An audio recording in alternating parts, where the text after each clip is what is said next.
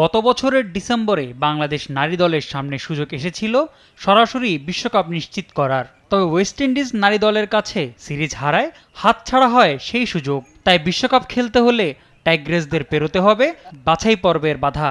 সেই লক্ষ্যে বৃহস্পতিবার পাকিস্তান যাচ্ছে বাংলাদেশ দল।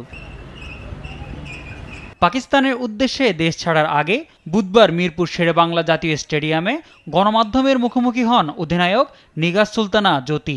একই গ্রুপে শক্তিশালী পাকিস্তান এবং ওয়েস্ট ইন্ডিজের বিপক্ষে খেলতে হবে বাংলাদেশকে। তবে পাকিস্তান ও ওয়েস্ট ইন্ডিজকে নিয়ে খুব একটা চিন্তিত নন তিনি। প্রথমত আমি মনে করি দুটো টিমই কিন্তু বিটেবল, কারণ আমরা দুজনকে হারাইছি এবং পাকিস্তানের সাথে রেগুলার বেসিস খেলা হয়, হয়তো বা ওয়েস্ট ইন্ডিজের সাথে না, বাট রিসেন্টলি আমরা খেলে আসছি তাদের এগেনস্টে, একটা ম্যাচও উইন করেছি। সো এদিক থেকে আমাদের একটু হলেও কনফিডেন্ট আছে। বাট এর আগে কিন্তু আমরা থাইল্যান্ড, স্কটল্যান্ড আর আয়ারল্যান্ডের সাথে খেলবো।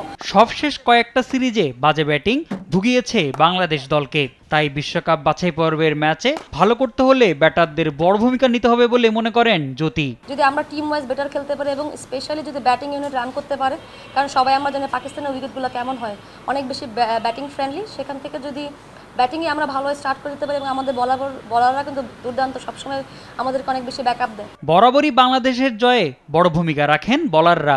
এখানেও বলাররা তাদের কাজটা ঠিকঠাক করবে বলে আশা প্রকাশ করেন অধিনায়ক। পাশাপাশি নিজেদের বোলিং পরিকল্পনার কথাও তুলে ধরেন টাইগ্রেস ক্যাপ্টেন। বলারদের লাস্ট কয়েকটা সিরিজে কিন্তু যখন আমরা বাইরে খেললাম তখন কিন্তু তারা এই রিয়েলাইজেশনটা কিন্তু চলে আসছে যে বেটার উইকেটে কীভাবে বেটার ইকোনমিতে বোলিং করা যায়।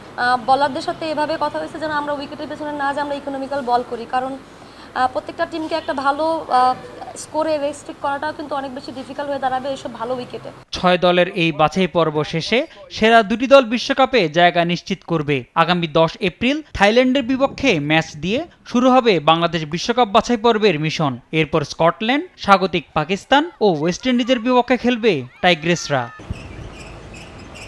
মোহাম্মদ সাকিব, স্পোর্টস ডেস্ক, দেশ টিভি।